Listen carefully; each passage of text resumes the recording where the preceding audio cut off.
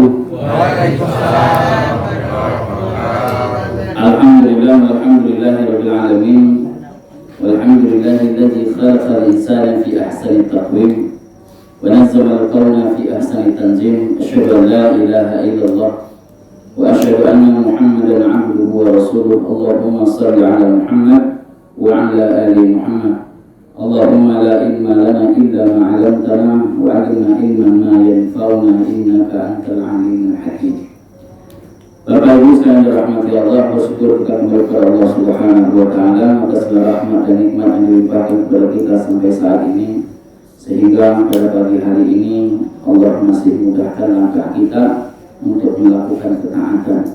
Semoga kemudahan yang Allah berikan kepada kita dalam ketaatan selalu Allah mudahkan sampai akhir hayat kita, sehingga Allah cabut nyawa kita dan kita berada dalam keadaan husnul khatimah. Amin. Amin. Bersalawat kita kepada Nabi kita Nabi Muhammad sallallahu alaihi wasallam.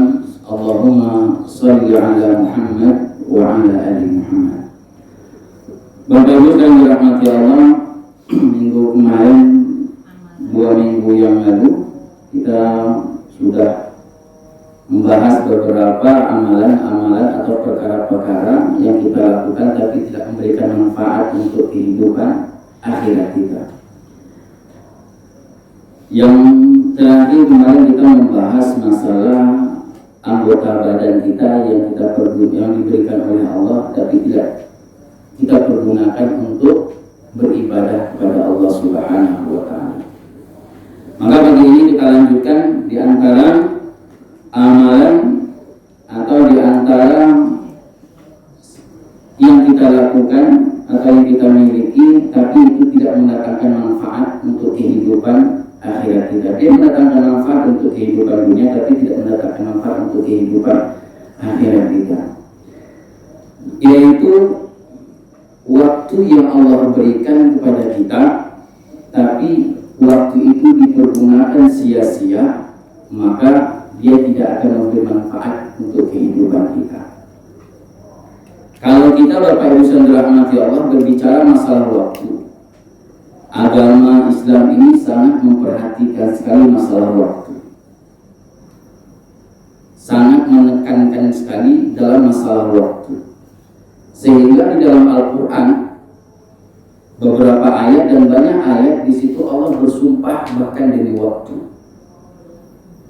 Di antaranya apa?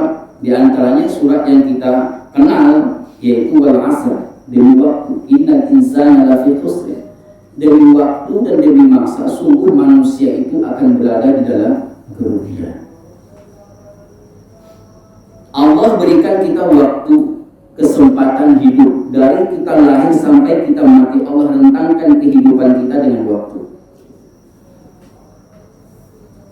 Nah, yang Allah perintahkan dengan waktu ini, kesempatan yang Allah berikan ini adalah kita isi dengan kehidupan akhirat kita.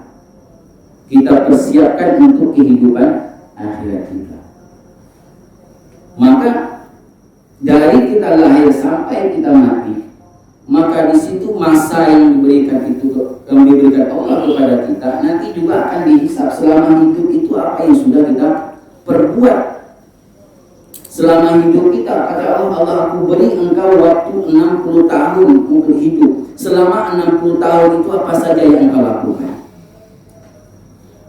Untuk apa engkau gunakan waktu yang aku berikan kepada engkau selama 60 tahun? Maka banyak manusia yang lalai dengan waktu ini. Sehingga Rasulullah SAW menyampaikan, ni'matani maghbubatani tazilu minan nas, 2 nikmat yang banyak manusia tertipu olehnya atau manusia lalai terhadap 2 nikmat tersebut. Apa dia? Yang pertama adalah waktu sehat kita, as-sehat, yaitu kesehatan. Ketika sehat tidak dipergunakan kesehatan itu dengan sebaik-baiknya. Bapak Ibu yang dirahmati Allah, ketika datang pandemi, dulu kita dengan sebebas-bebasnya melakukan sholat berjamaah, berinteraksi, bersosial, menghadiri majelis ilmu dan segala macam. ketika datang COVID, semuanya ditutup. Sholat berjamaah bahkan nyaris tidak boleh. Kemudian sholat tarawih juga dipantau. Banyak masjid-masjid yang ditutup, tidak berani. Banyak masjid yang kena ancam waktu itu.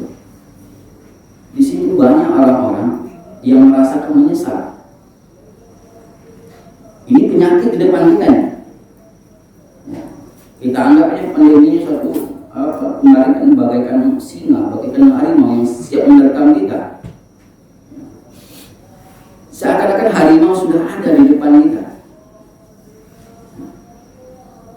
Kemudian apa yang terpikir oleh kita, jika kena ini bisa jadi mengantarkan kita kepada kematian.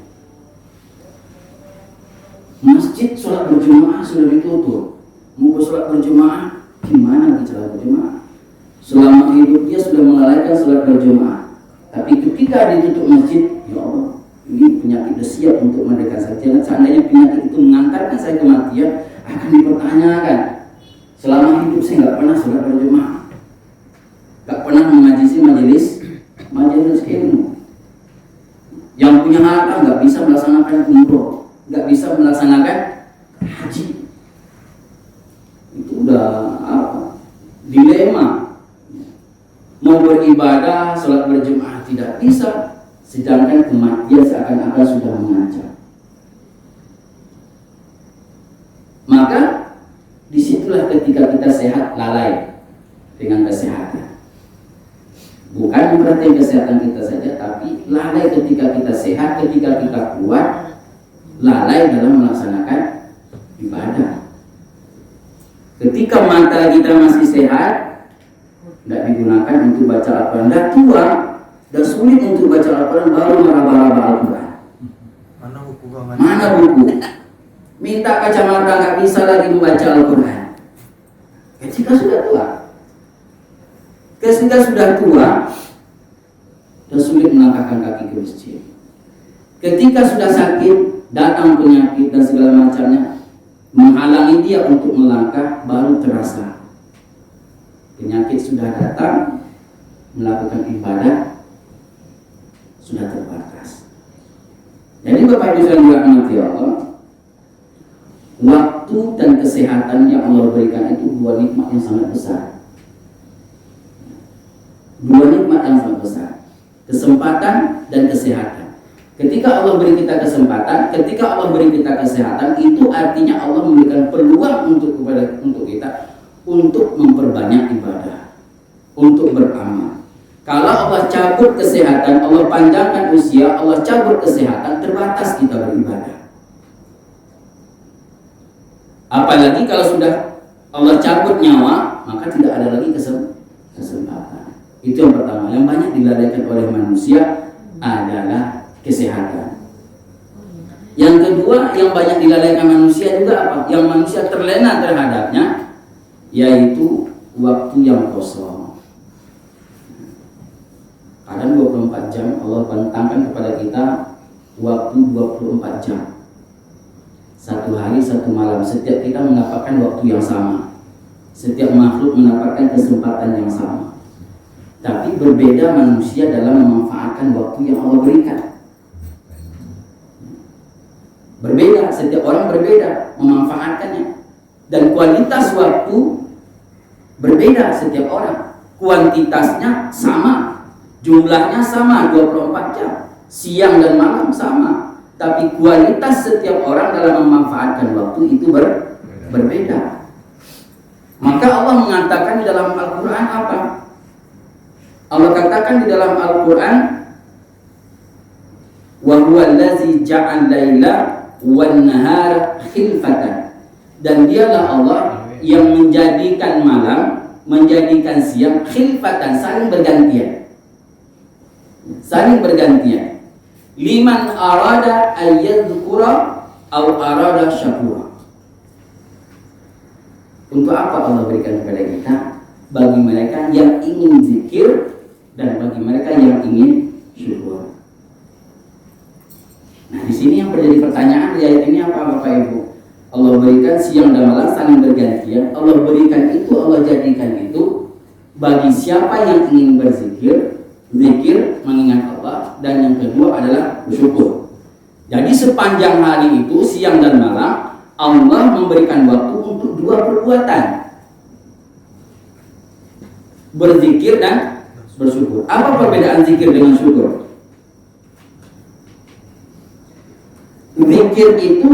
Zikir adalah amalan lidah dan amalan hati. Zikir itu amalan lidah dan amalan hati. Allah berikan siang dan malam 24 jam bagaimana membasahi lisan kita dengan berzikir kepada Allah, baik dengan lisan kita, baik dengan hati kita. Zikir bukan hanya saja dengan melafazkan alhamdulillah, subhanallah, tapi juga di situ ada amalan hati, husnuzon, berbaik hati, memaafkan, kasih sayang, cinta dan segala macamnya. Itu adalah amalan hati. Yang kedua, syukur. Nah, kalau zikir tadi adalah amalan lisan dan amalan hati, tapi kalau syukur itu adalah mencakup segala bentuk ketaatan. Syukur adalah mencakup segala bentuk ketaatan. Ulama mendefinisikan syukur itu apa? Syukur itu adalah memanfaatkan segala nikmat yang Allah berikan sesuai dengan peruntukannya yang Allah berikan. Memanfaatkan segala bentuk yang Allah berikan, segala nikmat yang Allah berikan sesuai dengan yang Allah tentukan. Allah berikan mata untuk melihat, tapi di situ ada hukumnya untuk menjaga mata, membaca Al-Quran, untuk melihat hal yang baik. Allah berikan kepada kita lisan bukan untuk menggibah, bukan untuk menfitnah, bukan untuk bertengkar, tapi Allah berikan lisan kepada kita untuk berbicara. Berbicara itu ada aturan dalam agamanya. Faidatul khairan atau yasmut, katakan yang baik. Ketika lisan ini digunakan untuk berkata yang baik, berzikir, kemudian mengajak orang kepada kebaikan, mengeluarkan kata-kata yang kata-kata itu hanya kata-kata yang baik, itu syukur terhadap lisan. Syukur terhadap mata, kita jaga pandangannya, kemudian kita membaca ayat-ayat Allah. Bersyukur dengan mata, bersyukur dengan hati, bersyukur dengan tubuh kita, bersyukur dengan tangan kita untuk saling membantu, bersyukur dengan kaki kita melangkahkan ke tempat-tempat yang baik, bersyukur dengan harta kita adalah dengan cara berinfak dan berbuat baik dan berjuang di jalan Allah dengan harta yang kita miliki. Maka Bapak Ibu sekalian dirahmati Allah, syukur terhadap nikmat Allah adalah bagaimana kita memanfaatkan segala bentuk nikmat yang Allah berikan sesuai dengan peruntukannya atau sesuai dengan tuntunan Al-Quran dan Sunnah Rasulullah SAW. Itulah yang dikatakan syukur. Dapat kita harta, ada kita rezeki, tapi masih kita simpan-simpan, kita belum bersyukur dengan harta kita.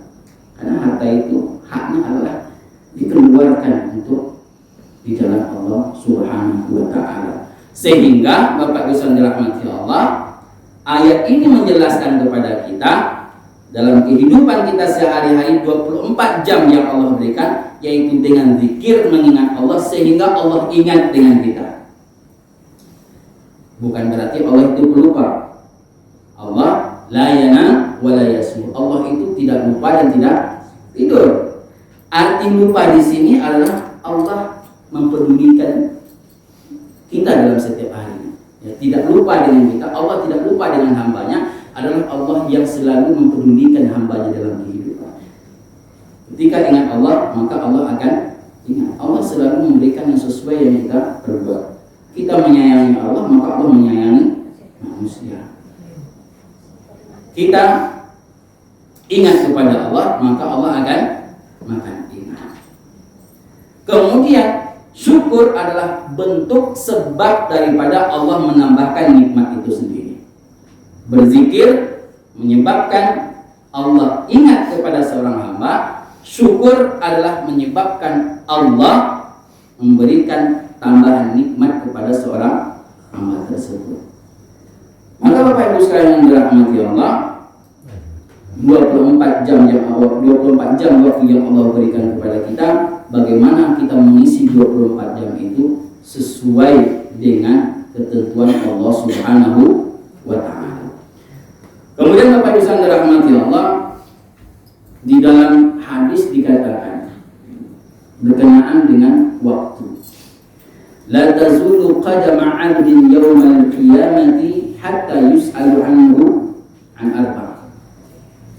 Tidak beranjak kaki seorang hamba itu pada hari kiamat sehingga dia ditanya dulu 4 pertanyaan. Diminta dulu 4 pertanggungjawaban. Yang pertama adalah terhadap umurnya, untuk apa dihabiskan. Banyak pertanyaan akhirat itu. Kalau pertanyaan kubur simpel. Kalau pertanyaan akhirat panjang. Pertanyaan kubur simpel.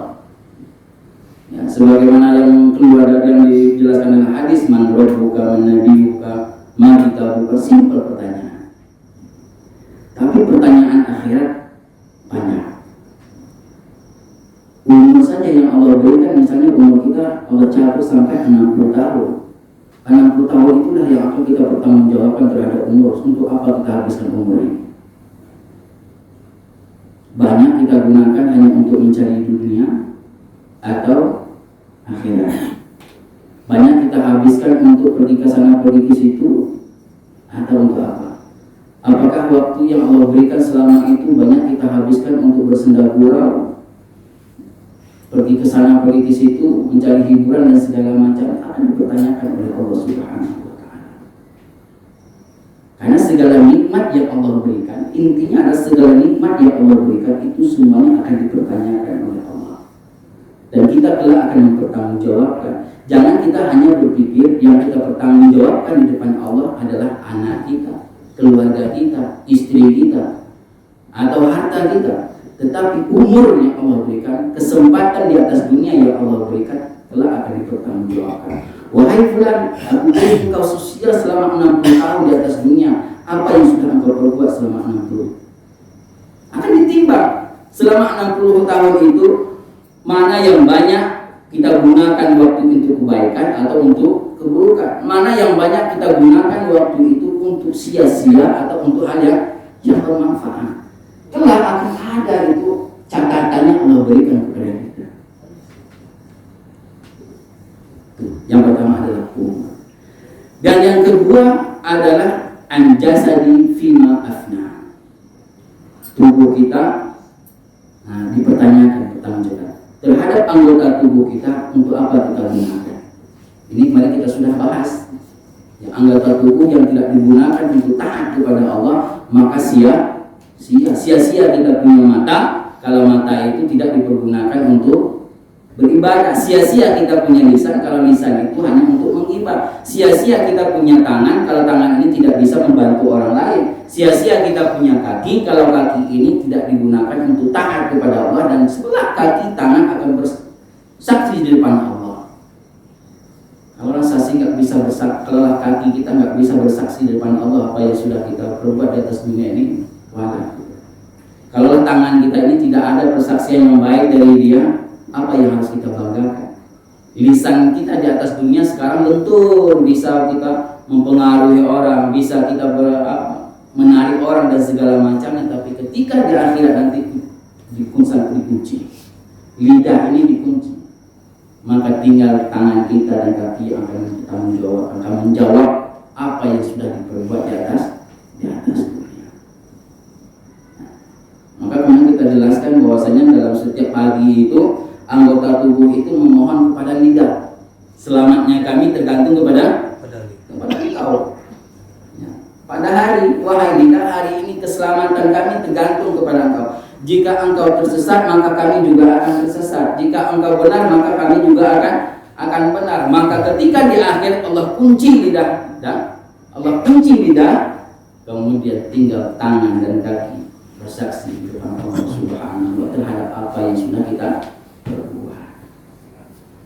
Maka Bapak Ibu yang dirahmati Allah, tentang anggota badan bukan hanya saja apa yang sudah kita perbuat dengan anggota badan, juga bagaimana kita menjaga diri kita, menjaga anggota tubuh yang Allah berikan agar selalu sehat, dia berfungsi sebagaimana mestinya.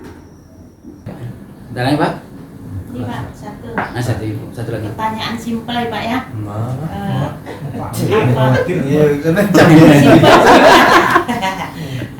Apa bedanya zikir sama doa? Yang pertama, yang kedua tadi Bapak mengatakan bertakwa ya. Tinggian mana Pak takwa sama iman? Tinggian takwa sama iman. Yang pertama. Apa beda zikir dengan doa? Nah, kalau zikir dan Zikir adalah hanya mengingat, Ya. sekedar mengingat, kemudian masuk ke dalam diri kita, dalam lisan kita, masuk ke dalam hati kita. Ya. Maka zikir itu tempatnya di hati. Ya. Artinya ketika kita berzikir, terasa di hati kita zikir itu. Kalau doa itu kita meminta, Ya. ya, meminta kepada Allah, Ya. memohon kepada Allah. Jadi memohon itu juga dalam hati, tapi punya kepada Allah. Meminta. Ya. Kalau zikir, kita zikir memasukkan ke dalam hati. Kalau doa itu adalah kita meminta dengan hati kepada Allah. Mana tinggi takwa dengan iman? Nah, tinggi takwa. Alhamdulillah. Kenapa tinggi takwa? Mau tidak? Nah, kenapa tinggi takwa? Dalam suatu hadis dikatakan Allah tidak melihat kepada pakaianmu, tidak melihat kepada rupamu, tapi kepada melihat ketakwaan. Ada mengatakan qulubikum, ada melihat kepada ketakwaan. Inna akramakum indallahi atqakum. Sesungguhnya orang yang paling mulia di sisi Allah adalah orang yang bertakwa. Kemudian surga itu disiapkan untuk siapa? Mudallil muttaqin atau uiddat lil muttaqin. Dalam surat dikatakan wasari'u ila maghfiratin min rabbikum wa jannatin arduhas samawati wal ard. Uiddat lil muttaqin. Disediakan untuk orang-orang yang bertakwa. Maka di takwa yang tinggi. Kemudian iman, maka dikatakan wala tamutunna illa wa antum muslimun. Janganlah engkau mati kecuali engkau berada dalam keadaan Islam. Keadaan Islam itu situ ada iman. Maka iman itu bertingkat-tingkat. Tingkat iman yang paling tinggi adalah takwa. Kalau iman itu ada iman yang tinggi, ada yang rendah. Orang yang beriman pasti masuk ke dalam surga dengan proses. Prosesnya apa? Mungkin dia dibakar dulu, dicambuk dulu. Itu tergantung tingkat iman masing-masing. Tapi kalau orang bertakwa, mereka lah yang masuk surga tanpa tes. Nah, Jadi jadi bapak ibu ini baru termasuk baru beriman ya Pak. walau alam itu yang tahunya Allah.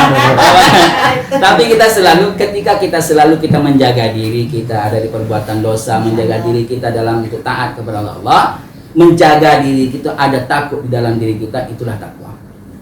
Tapi ketika hilang itu takutnya, ketika hilang ketaatan, kita hilang semangat, itu udah berkurang dari ketakwaan itu iman kita dah.